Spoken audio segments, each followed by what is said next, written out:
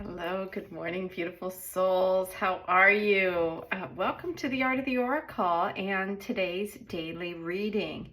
If you're new to the channel, I do a daily reading Monday through Friday, and we sprinkle in some 3-card pick-a-card readings so you can participate and whatever you're drawn to. Those are generally more like an hour, but each reading within is probably around 20 minutes. So it's a way to kind of personalize it, which I will be getting one out this week as well. So today I was drawn to Wisdom of the Elders Oracle. Feels like a mysterious image right here on the front. Now I know that we just had a full moon, so we were kind of out of the full moon phase. But oh, look at that. So this is, so I've never done this before. I've never had the deck. Okay, so we're going to take this top card because I thought that maybe I had the deck upside down, but I don't.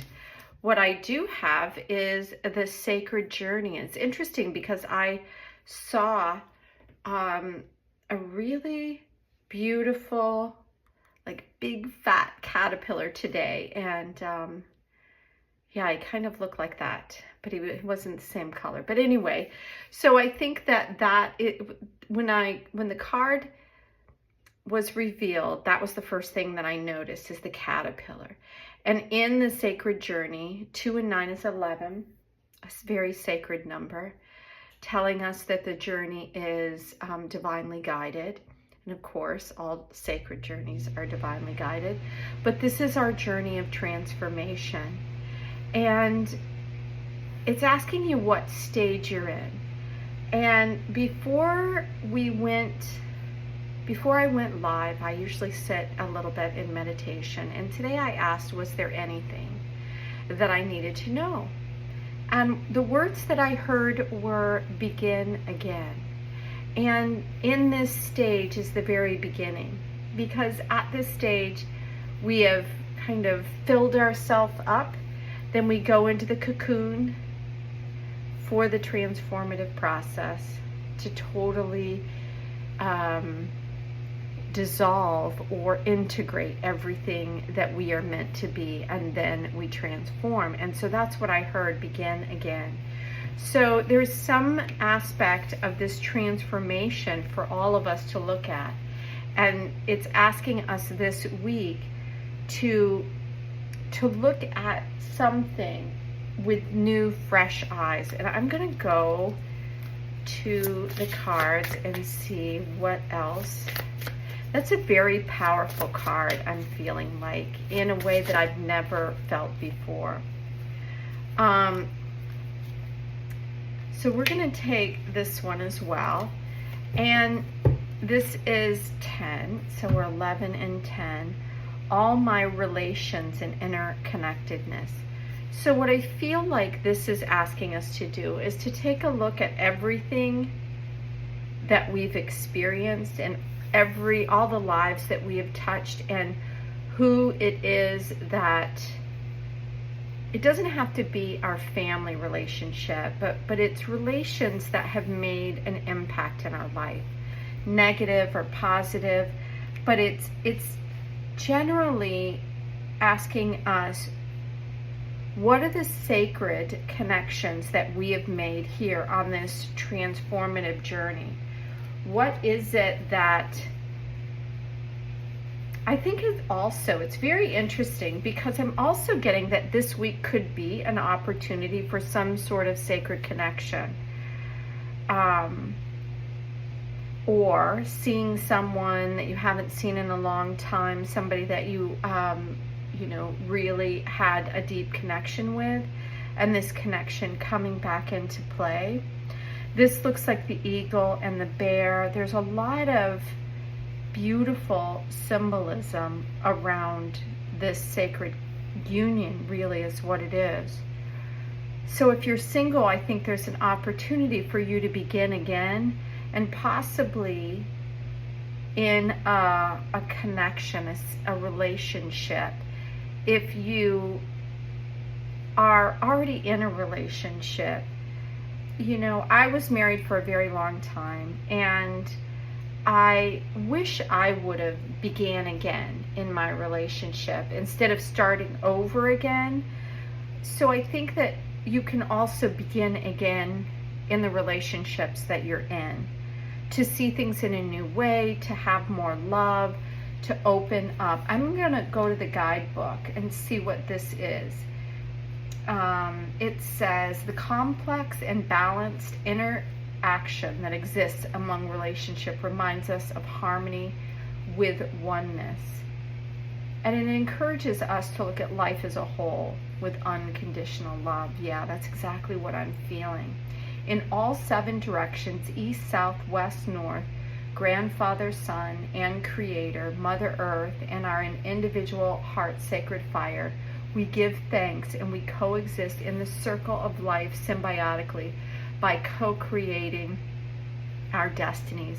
We are, as a whole, all nations, one nation evolving, and yet we are independent on the Great Spirit, the universe above, and Mother Earth below. I see. So this is part of what they're showing, is us balancing almost between 2 worlds. Not almost, but in between 2 worlds, and honoring the earthly plane as well as the sacred heavens above, right? The galactic, the universe.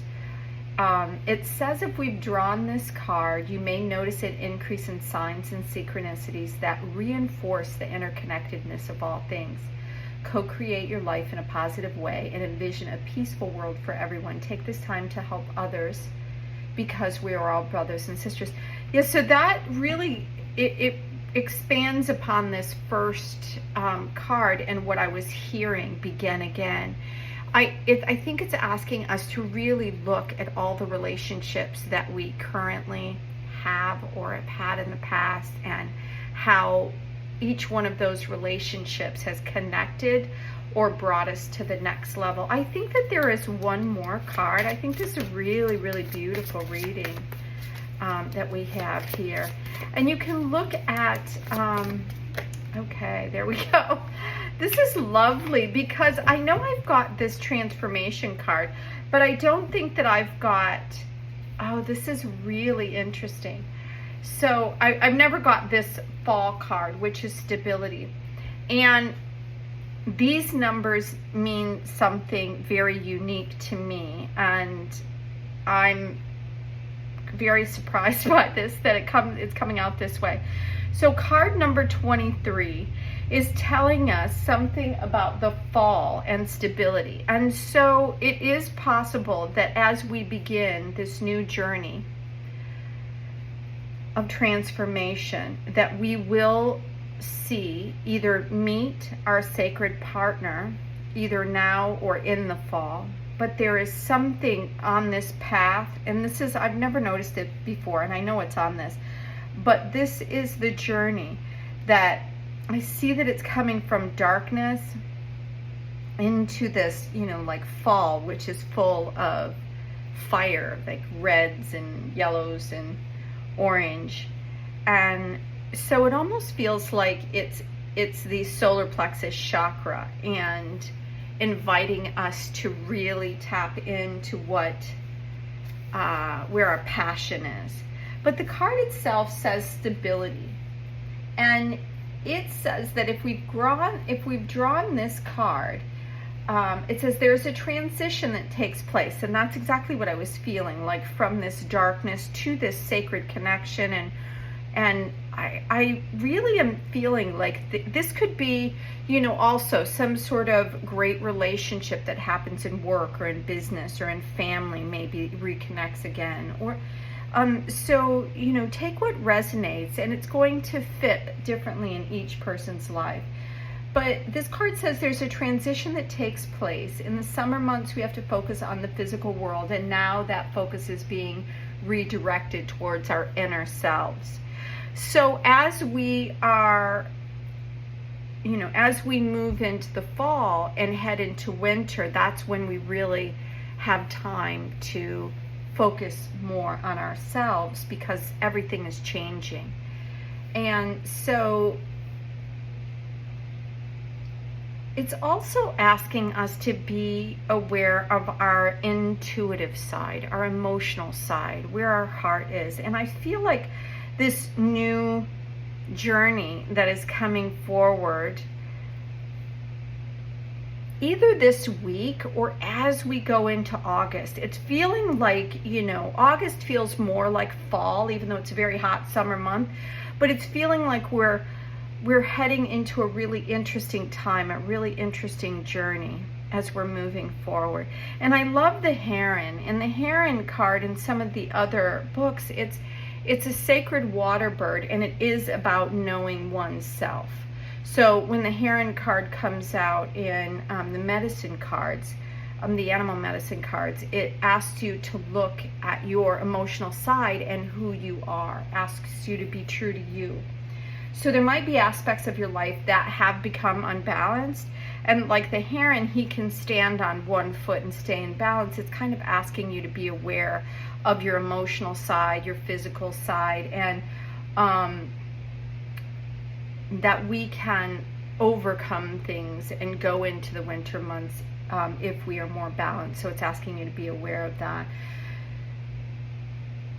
Okay, so if you are currently facing barriers and you feel like you are swimming upstream, you need to swim with the current rather than against it. Yeah. All right. Well, that's a very interesting message. I was drawn to this. We're going to use this Oracle deck all week. I think it's a wonderful way to start. This is Shawn Leonard. He's, I know he's an elder, and he is...